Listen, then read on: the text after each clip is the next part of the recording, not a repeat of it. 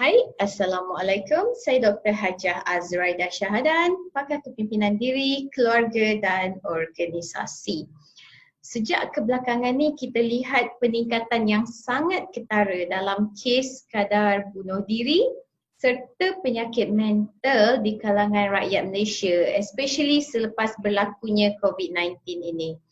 Oleh kerana itu, saya rasa sebenarnya adalah sangat penting untuk kita semua, terutama sebagai ibu bapa atau individu, untuk menyedari betapa pentingnya masalah penyakit mental ini dan betapa pentingnya kita sebagai individu untuk memelihara tahap kesihatan mental yang baik.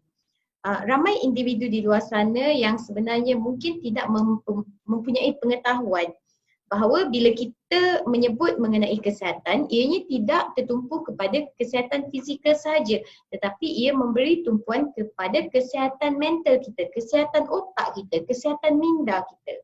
Harus diketahui bahawa kesihatan mental dan penyakit mental merupakan dua istilah yang berbeza, dua perkara yang berbeza. Sebagai contoh, seseorang individu yang normal mungkin sebenarnya tidak mempunyai kesihatan mental yang baik, tetapi mereka masih lagi berupaya untuk melakukan aktiviti seharian seperti biasa. Berbeza pula dengan mereka yang mempunyai penyakit mental di mana fungsi seharian mereka akan terjejas dan terganggu. Secara umumnya, kesihatan mental ni menggambarkan kita punya tahap pemikiran dan juga tahap emosi kita. Semakin positif tahap pemikiran kita, semakin sihat kesihatan mental kita. Semakin negatif tahap pemikiran kita, semakin kurang sihatlah keadaan mental kita. Kesihatan mental yang kurang baik ini sebenarnya boleh membawa kepada masalah penyakit mental. Terdapat 3 jenis gangguan ataupun penyakit mental yang sering terjadi. Yang pertama kita panggil sebagai neurosis. Melibatkan keadaan di mana seseorang individu mengalami kemurungan yang dahsyat, kebimbangan ataupun tekanan perasaan yang melampau. Level yang kedua, tahap kedua adalah psikosis, di mana seseorang individu ini berada dalam satu tahap berhalusinasi serta mempunyai masalah perubahan mood yang tidak dapat dikawal. Dan yang terakhir sekali adalah kecelaruan personality. Dalam situasi kecelaruan personality, seseorang individu ni sering merasa paranoid dan sering menjadi seorang yang anti-social. Jadi seseorang individu yang mengalami tekanan perasaan mungkin mengalami masalah kesihatan mental yang kurang baik. Dan sekiranya mereka tidak mampu untuk mengawal masalah tekanan perasaan ini, mungkin akan membawa kepada masalah penyakit mental. Dan penyakit mental inilah yang boleh sebenarnya menyebabkan berlakunya masalah seperti bunuh diri ataupun membunuh individu lain di sekeliling kita.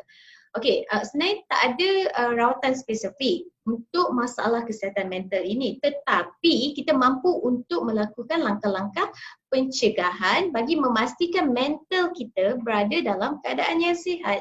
Antaranya adalah dengan memperbaiki cara kita menangani masalah, cara kita mengawal kemarahan ataupun mendapatkan sokongan sosial daripada kawan-kawan, keluarga ketika dalam masalah. Selain daripada itu, kita juga boleh mengamalkan gaya hidup sihat. Dan tak lupa saya selalu sebut mengenai perkara ni. Mengamalkan self-talk positif ataupun cara melihat diri yang positif. Setiap kali tengok cermin, katakan yang baik-baik terhadap diri sendiri. Luahkan yang baik-baik terhadap diri sendiri. Ingat ya, mental yang negatif atau tak sihat akan membawa kepada masalah kesihatan mental. Masalah kesihatan mental yang serius akan membawa kepada masalah penyakit mental.